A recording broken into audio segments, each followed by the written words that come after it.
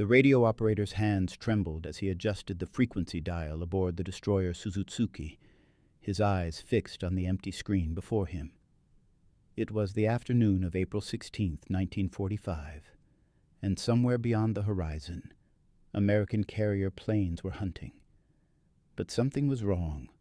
The radar showed nothing, no incoming aircraft, no threats, no warnings. And yet, 20 miles away, something was already falling toward them through the thin spring air, guided by invisible hands, carrying 1,000 pounds of explosives. The Japanese sailors would never see it coming. They would never understand what killed them, because the weapon descending upon them was unlike anything they had been trained to detect, unlike anything their doctrine had prepared them for, and unlike anything their intelligence reports had ever warned them about. If you're enjoying this deep dive into the story, hit the subscribe button and let us know in the comments from where in the world you are watching from today. This is the story of the ASM-N2 Bat, the world's first fully autonomous, radar-guided anti-ship missile to sea combat use, and the Japanese forces who never knew it existed until it was too late. It is a story about the invisible edge of technological warfare, about the widening chasm between American innovation and Japanese awareness, and about how wars are won not just through courage or tactics, but through engineering advantages so profound that the enemy cannot even perceive the threat until the moment of impact. By the spring of 1945, Japan's military leadership believed they understood American air power. They had faced dive bombers and torpedo planes.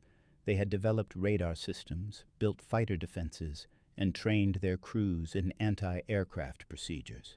But they had no concept, none whatsoever, of what was now being deployed against them. The morning of April the 16th found the Imperial Japanese Navy in a desperate defensive posture. The American invasion of Okinawa, launched 2 weeks earlier, had triggered Operation Ten-Go, Japan's last major naval offensive. The super battleship Yamato, accompanied by the light cruiser Yahagi and 8 destroyers, had sortied from the inland sea on April 6th in a suicide mission to beach themselves on Okinawa and fight as stationary gun platforms. American carrier aircraft had found them the next day. Yamato went down with over 3,000 men. Now, 9 days later, the remnants of Japan's surface fleet, scattered destroyers and escort vessels, continued desperate supply runs and coastal patrols, knowing that American planes controlled the skies, but hoping their radar warning systems would at least give them a fighting chance to maneuver or shoot back. They operated under a specific set of assumptions, all of them soon to be proven catastrophically inadequate. Japanese naval doctrine in 1945 held that air threats came in identifiable patterns. Enemy aircraft would approach within visual or radar range, typically 15 to 25 miles for their Type 22 surface search radar systems. Once detected, the planes would either conduct a bombing run, requiring them to fly directly overhead, or launch torpedoes from perhaps 2 to 3 miles out, giving the ship's crew time to take evasive action and open fire with anti-aircraft guns. The Japanese had faced American glide bombs before, crude, unpowered weapons dropped from high altitude that required the launching aircraft to approach close enough for visual targeting. These could be defended against. Gunners could track the plane. The ship could turn. The odds were not good by 1945, but there was at least a comprehensible threat model, a tactical response, a way to fight back. What the Japanese did not know, what their intelligence apparatus had completely failed to discover, was that American naval aviation had crossed a technological threshold that rendered all of these assumptions obsolete. While Japanese engineers focused on incremental improvements to existing weapon systems, a team of American scientists and engineers had spent 3 years developing something entirely new, a weapon that could think for itself. The Bat missile's origins reached back to 1942, when the National Bureau of Standards and the Massachusetts Institute of Technology began exploring the possibility of coupling radar guidance systems with unpowered glide bombs. The concept was deceptively simple, but fiendishly difficult to execute. An aircraft would carry the weapon to high altitude, release it from a safe distance, and the weapon itself would use an onboard radar system to locate, track, and guide itself to the target.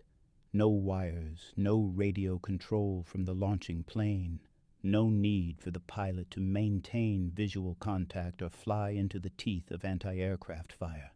The weapon would become, in effect, an autonomous hunting machine, released into the sky with a single purpose: find the largest radar return within its field of view and fly directly into it. By 1943, the prototype had progressed from theoretical concept to hardware. The weapon was built around a 1,000-pound general-purpose bomb fitted with a 12-foot wingspan and a cruciform tail assembly. But the revolutionary component was the AN/APN-79 radar system, mounted in the weapon's nose. This compact radar unit, an engineering marvel in itself, considering the vacuum tube technology of the era, could scan the ocean's surface ahead, distinguish a ship from wave clutter, and generate steering commands to guide the weapon's control surfaces. The bat's brain consisted of analog circuitry that compared the radar return from the left and right sides of its field of view, generating commands to yaw left or right to center the target. A separate circuit tracked the target's range, adjusting the glide angle to impact at the waterline rather than overshooting. The technical challenges were immense. The radar had to be small enough to fit in a weapon housing, light enough not to compromise range, powerful enough to detect ships at several miles distance, and reliable enough to function during the violent acceleration of launch and the sustained stress of a high-speed glide. The guidance system had to process information and adjust control surfaces fast enough to track a maneuvering target. And all of this had to work using 1940s electronics with vacuum tubes instead of transistors, analog circuits instead of digital processors, and mechanical linkages instead of fly-by-wire systems. That American engineers solved these problems while Japanese intelligence never even learned the attempt was being made speaks volumes about the diverging technological trajectories of the two nations by the war's final years. Testing began in earnest in 1944. Initial trials off the coast of Cape May, New Jersey, revealed numerous problems. Early guidance systems proved unreliable. The radar often lost lock on targets, and the aerodynamics required constant refinement. But by late 1944, the weapon had achieved consistent accuracy. In test after test, Bat missiles dropped from privateer patrol bombers at altitudes of 8,000 to 10,000 feet, successfully guided themselves to target ships from released distances of 10 to 15 miles, far beyond the range where the launching aircraft would be threatened by anti-aircraft fire. The weapon's glide ratio of roughly 7-to-1 meant that a release from 10,000 feet could potentially hit targets 20 miles away, depending on altitude and initial velocity. The United States Navy approved the Bat for operational deployment in January of 1945. The first combat-capable squadrons received their weapons in March. By April, patrol bomber squadrons operating from newly captured bases in the Philippines began carrying Bats on anti-shipping strikes. The weapon's existence remained highly classified. Even within the American military, only flight crews actually employing the weapon and their immediate commanders knew the full capabilities of what they were deploying. Security protocols prohibited any mention of radar-guided missiles in radio communications. Pilots were instructed to report Bat attacks simply as special weapons in their after-action reports. The goal was to ensure that if a Bat failed to detonate or fell into enemy hands, the Japanese would find only inert wreckage with no clear indication of how the weapon had functioned. This classification regime succeeded completely. Japanese intelligence services never intercepted a single communication, captured a single document, or recovered a single piece of identifiable wreckage that would have alerted them to the bat's existence. Even after months of combat deployment, even after dozens of successful attacks, Japanese naval commanders never understood what was hitting them. Their radar operators continued to watch their screens, seeing nothing, reporting nothing, right up until the moment of impact. The reason for this invisibility was fundamental. Japanese radar doctrine focused on detecting aircraft, large, relatively slow-moving targets with substantial radar cross-sections. The Type 22 radar could detect aircraft at ranges of 20 to 30 miles under good conditions. But the Bat missile, in its glide phase, presented an entirely different detection problem. It was small, just 12 feet across, and flew a shallow glide path rather than the level flight pattern of an aircraft. More critically, it was made primarily of wood and fabric over a steel frame, with only the bomb casing and guidance system providing substantial metal mass. Its radar cross-section was a fraction of that of a bomber or fighter, and it was fast, descending at speeds approaching 300 miles per hour in its terminal phase, giving radar operators mere seconds to detect, identify, and react, even if they somehow managed to spot the weapon on their displays. But the detection problem went deeper than radar cross-section and speed. Japanese radar operators in 1945 were trained to look for specific threat signatures. They expected to see aircraft approaching in formations, maintaining altitude, maneuvering in predictable patterns. When a Bat missile entered their radar coverage area, it would appear, if it appeared at all, as a tiny anomalous blip, moving in a way that didn't match any known threat profile. The natural assumption would be that it was clutter or a small bird or an equipment malfunction. The human mind sees what it expects to see, and Japanese radar operators had no framework for expecting an autonomous weapon gliding toward them from beyond the horizon. Even if Japanese forces had somehow detected a Bat missile on radar, they would have faced another insurmountable problem. Their anti-aircraft doctrine assumed they would be shooting at the launching aircraft, not at the weapon itself. Every training manual, every fire control procedure, every tactical response was built around the idea that you kill the bomber before it releases its payload, or you try to evade the torpedo after launch. There was no concept of engaging a guided weapon in flight. The necessary fire control systems didn't exist. The necessary tracking radars didn't exist. The entire tactical framework for missile defense, the framework that would dominate naval warfare in the decades to come, simply hadn't been invented yet. Japan was fighting a 1940s naval war with 1930s doctrine against an enemy deploying 1960s technology. The patrol bomber crews who carried Bats into combat understood what an advantage they possessed, though perhaps not its full magnitude. For pilots who had spent years flying torpedo runs, coming in low and slow, within easy range of every Watt's gun on the target ship, watching friends die in flames as anti-aircraft fire tore through formations, the Bat represented a revolutionary change in their survival calculus. They could now attack from altitudes and distances where enemy fire was largely ineffective. They could release their weapons and turn away, heading back to base while the missile completed the attack autonomously. The psychological impact of this shift cannot be overstated.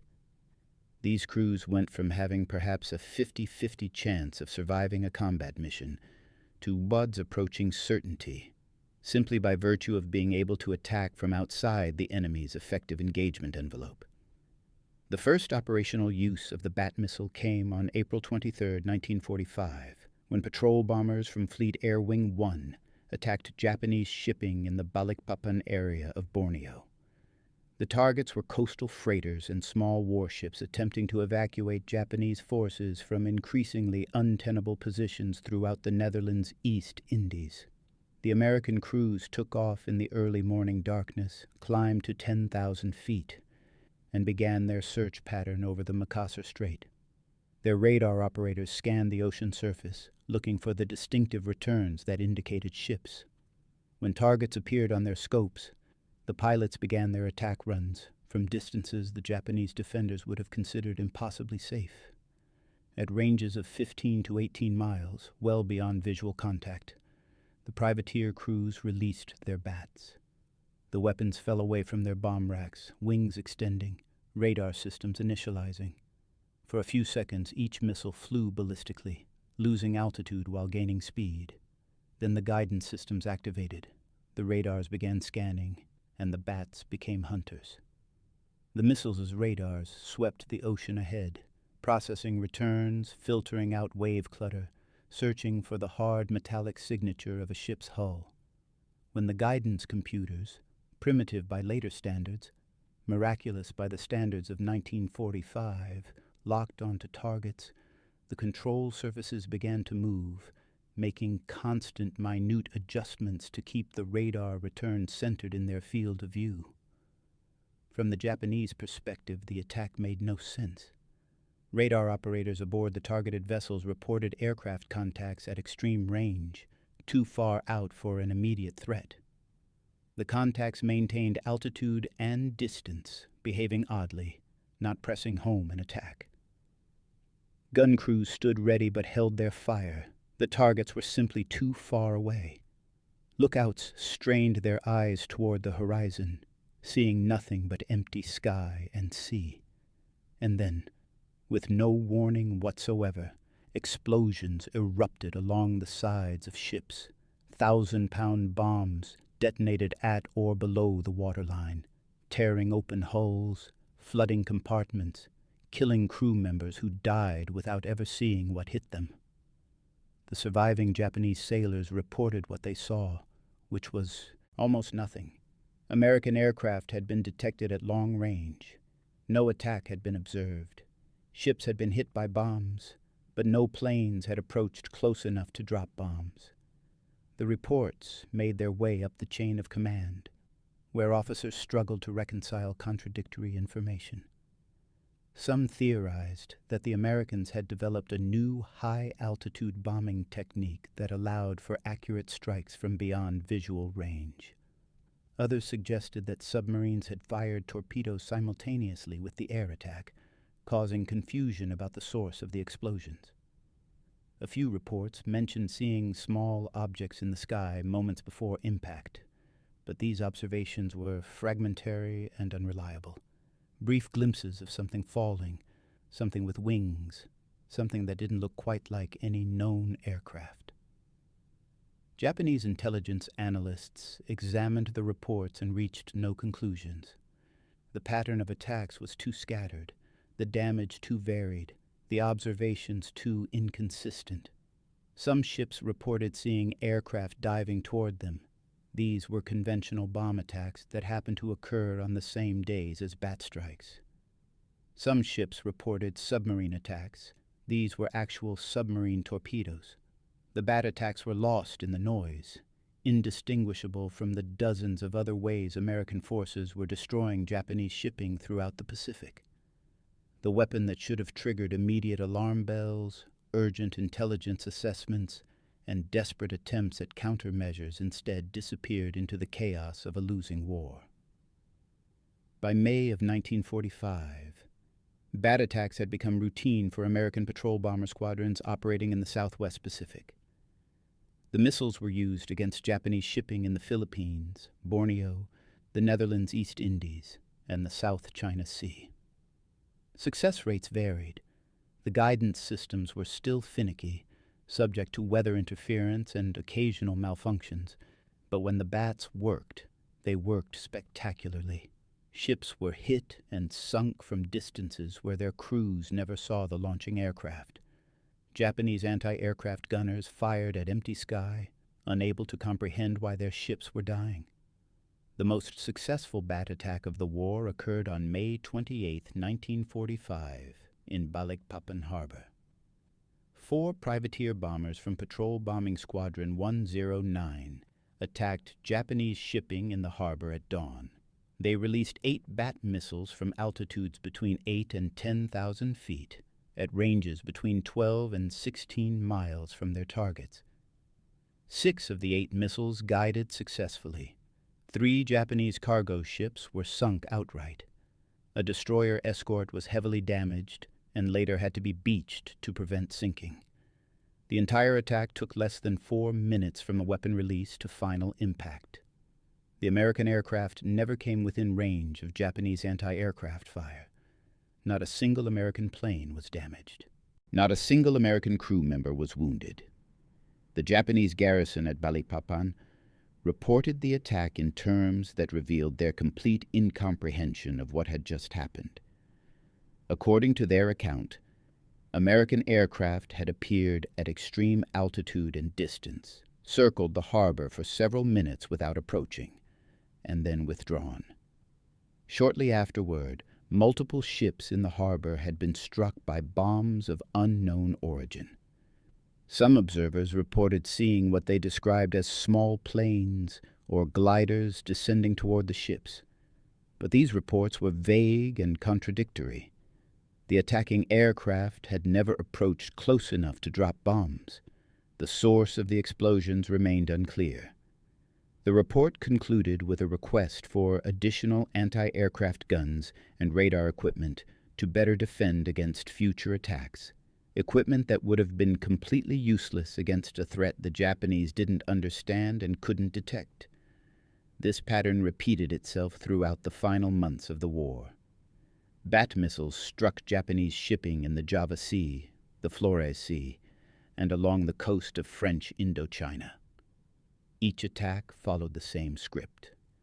American aircraft appeared at long range. Japanese radar operators tracked them but saw no immediate threat. Weapons impacts occurred without any observed attack run, and surviving Japanese forces filed reports that documented the damage but could not explain the cause. In some cases, Japanese commanders blamed traitors or saboteurs. Surely someone had planted bombs aboard the ships because aircraft could not possibly hit targets from such distances. In other cases, they blamed new American tactics or weapons, but without any clear understanding of what those tactics or weapons might be. The psychological impact of these attacks on Japanese naval personnel was profound and corrosive. Sailors who survive combat develop a kind of fatalistic confidence. They learn to recognize threats, take appropriate evasive action, and trust in their training and equipment to give them a fighting chance. But the Bat attacks offered no such comfort. There was nothing to recognize, no evasive action that worked, no training that helped, no equipment that detected the threat. Ships simply exploded without warning, and the survivors could not tell their comrades how to avoid the same fate. This bred a particularly insidious form of demoralization, not the understanding that you would likely die, which soldiers can accept, but the understanding that you might die at any moment from something you could neither see, predict, nor defend against. If you find this story engaging, please take a moment to subscribe and enable notifications. It helps us continue producing in-depth content like this. Japanese technical intelligence efforts, already struggling under the weight of Japan's deteriorating strategic position, never came close to understanding the Bat missile. Several factors contributed to this failure. First, the classification regime surrounding the weapon was remarkably effective. Unlike conventional bombs or torpedoes, which could be observed in action and their principles deduced, the Bat's autonomous guidance system left no observable signature during flight.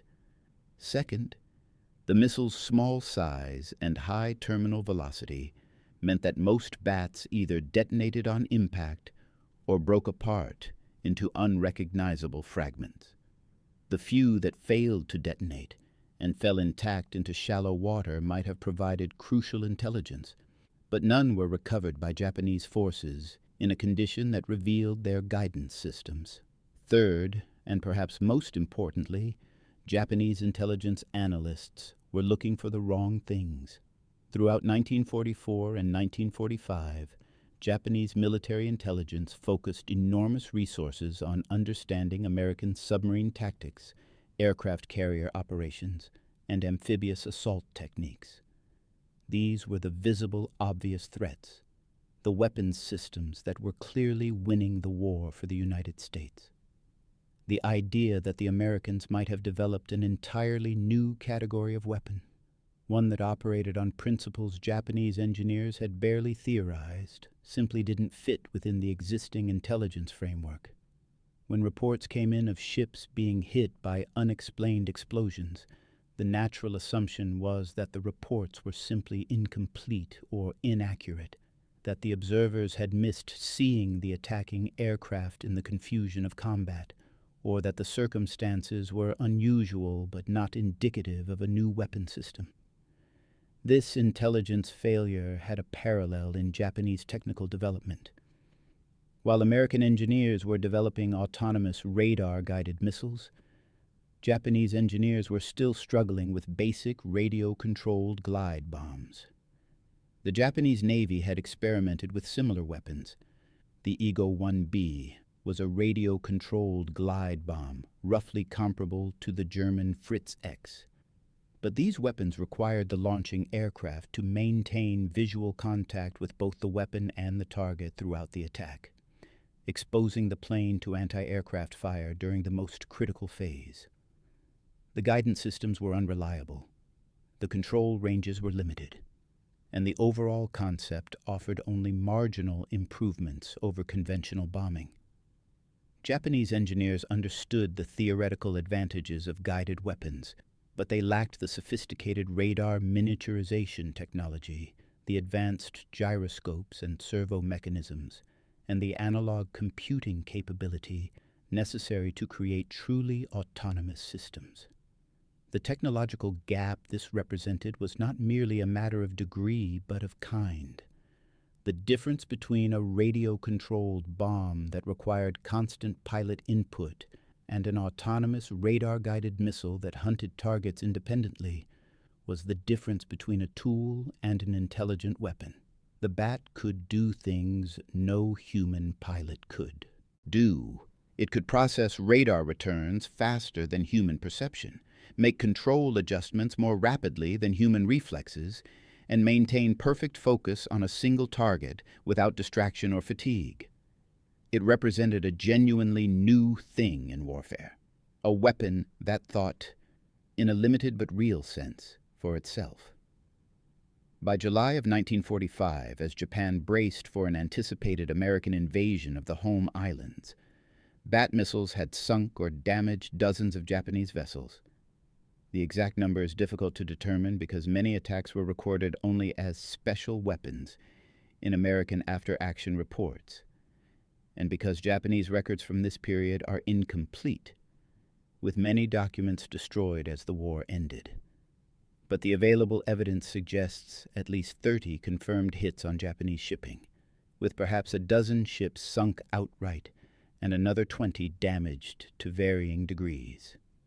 These numbers may seem modest compared to the scale of destruction inflicted by conventional bombing, torpedo attacks, and submarine warfare. But the significance of the Bat lay not in the raw tonnage it sank, but in what it represented about the widening technological chasm between the two nations. Consider the calculus from the Japanese perspective. By mid-1945, Japanese military planners understood they were losing the war.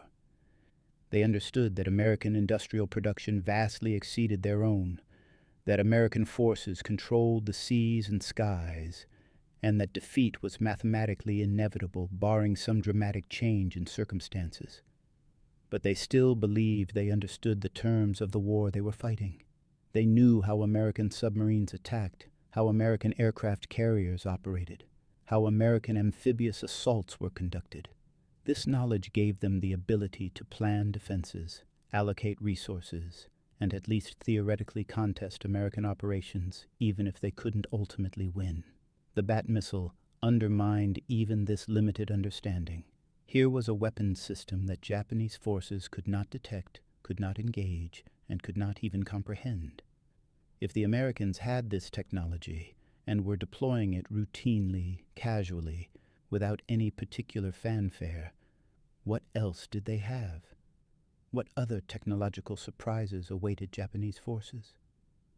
The uncertainty was perhaps as damaging as the actual destruction the weapons caused. Every unexplained explosion, every ship that sank without visible cause, reinforced the growing belief among Japanese sailors that they were fighting an enemy who had transcended the normal bounds of warfare, an enemy whose technological sophistication made resistance not merely futile, but incomprehensible. The end of the war came before the Bat missile could be deployed in its originally intended role. The weapon had been developed primarily for use against Japanese capital ships, battleships and carriers, in the anticipated final naval battles of the Pacific War. But by the time the Bat was combat-ready, Japan's surface fleet had been effectively destroyed. The weapon instead found employment against smaller vessels and shore installations, targets of opportunity rather than the major warships its designers had envisioned engaging. Plans existed for mass Bat attacks against Japanese harbors in support of the planned invasion of Japan, with hundreds of missiles to be launched simultaneously against assembled shipping. These attacks never occurred. The atomic bombings of Hiroshima and Nagasaki in August of 1945, followed by Japan's surrender, ended the war before the Bat could demonstrate its full potential. In the years immediately after the war, as American and Japanese historians began reconstructing the Pacific conflict, the story of the Bat missile remained largely hidden. American security classification kept details of the weapon secret throughout the late 1940s and early 1950s, as the technology was considered applicable to ongoing Cold War weapons development. Japanese historians, interviewing survivors and examining recovered documents, found scattered references to mysterious attacks and unexplained losses, but no coherent picture of what had actually happened. It was not until the 1960s, as classification restrictions eased and more complete records became available, that the full story began to emerge. What those records revealed was a nearly perfect intelligence failure on the Japanese side. Despite months of Bat attacks, despite dozens of ships hit, despite hundreds of survivors who reported their experiences, Japanese forces never understood what was happening to them. No intelligence report from the period identifies the Bat missile by name or describes its guidance system. No tactical bulletin warns Japanese commanders about autonomous radar-guided weapons. No technical analysis attempts to explain how American aircraft could hit targets from beyond visual range. The weapon remained invisible not only during its flight, but in the historical record, a ghost that killed without leaving a trace. The Bat missile's combat career ended with Japan's surrender, but its legacy was just beginning. The weapon represented the first successful deployment of a technology that would reshape naval warfare in the decades to come. The principles proven by the Bat, autonomous guidance, radar homing, standoff attack ranges, became the foundation for the anti-ship missiles that dominated naval combat from the 1960s onward. Soviet, American, Chinese, and European weapons designers all built upon the lessons learned from the Bat, developing increasingly sophisticated missiles that rendered traditional naval combat obsolete. The modern anti-ship missile, capable of flying hundreds of miles, skimming meters above the ocean surface, and hitting targets with precision from beyond the horizon, is the direct descendant of the weapon Japanese sailors never saw, coming in the final months of World War II. For the Japanese naval personnel who survived the war, knowledge of what had actually hit them came slowly and incompletely. In the immediate post-war period, former sailors compared experiences, trying to piece together what had happened. Some had seen the small, winged objects descending in the final seconds before impact. Others had only felt the explosions and seen the damage. Gradually, as information about American weapons development became public, the pieces fell into place. The mysterious attacks that had seemed so inexplicable during the war finally made sense, not as new tactics or lucky hits, but as the first combat use of a genuinely revolutionary weapon system. The emotional response to this revelation was complex. There was relief in finally understanding what had happened, in learning that the seemingly random nature of the attacks had actually been the result of a specific weapon, rather than supernatural bad luck or incomprehensible American capabilities. But there was also a deeper, more disturbing realization. The Bat missile demonstrated that by 1945, Japan was not merely losing the war, but fighting an enemy so far ahead technologically that entire categories of Japanese weapons and tactics had become obsolete without Japanese forces even realizing it. The war had not been a conflict between relative equals where American material superiority slowly ground down Japanese resistance. It had been, at least in technological terms, a mismatch so profound that Japanese forces were literally unable to perceive some of the weapons being used against them. This realization contributed to the broader post-war Japanese reckoning with the war's causes and conduct. The myth of Japanese technological parity with Western powers, a myth that had sustained pre-war militarism and justified the decision to go to war, collapsed under the weight of evidence like the Bat missile. Japanese engineers had believed they could match American innovation, that fighting spirit and tactical excellence could compensate for any material disadvantages. The existence of weapons like the Bat proved how catastrophically wrong these assumptions had been. The Americans had not merely built more ships and planes. They had invented entirely new categories of weapons that operated on principles Japanese engineers barely understood.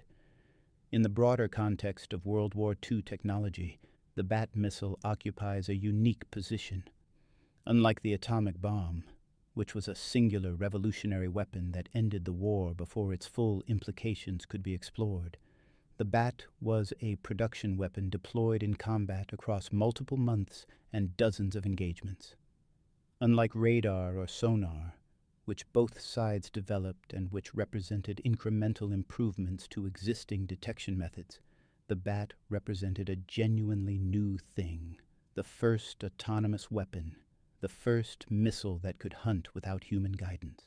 Its significance lay not in what it accomplished during World War II, where its impact was relatively limited, but in what it foreshadowed about the future of warfare. The Japanese never detected the radar-guided Bat missiles because they were looking for threats that fit their existing understanding of warfare. They had radar to detect aircraft, guns to shoot down bombers, tactics to evade torpedoes. What they did not have, and could not have had without a radical reimagining of what weapons could be, was any defense against an autonomous hunter that fell from the sky guided by its own electronic eyes. The Bat's victims died not because they were unprepared or poorly trained or insufficiently vigilant, but because they were fighting a war with tools and concepts that had become obsolete the moment the first Bat missile's radar locked onto its target. In the final accounting, the Bat missile sank perhaps a dozen Japanese ships and damaged 24 more.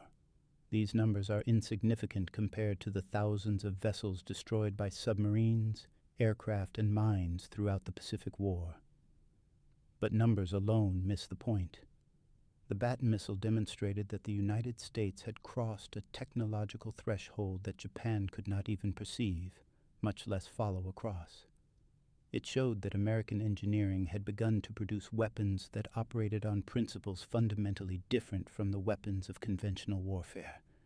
And it proved that technological superiority, taken to its logical extreme, could render an enemy not merely outmatched, but unable to comprehend the nature of the threats they faced. The sailors aboard the destroyer Suzutsuki, the men whose story opened this account, survived the war. Their ship was damaged by conventional air attack in April of 1945, but remained operational until Japan's surrender. They never encountered a Bat missile, never saw the weapon that killed so many of their fellow sailors in the war's final months. But they, like thousands of other Japanese naval personnel, spent those final months watching their radar screens, seeing nothing, reporting nothing, while ships around them exploded from impacts they could not explain. They fought bravely and skillfully against the threats they could see. They died. When they died, fighting enemies they understood. But they never knew that some of their comrades were being killed by weapons they could neither see nor understand, weapons from a future that had arrived years before they were ready for it. Thank you for watching. For more detailed historical breakdowns, check out the other videos on your screen now, and don't forget to subscribe.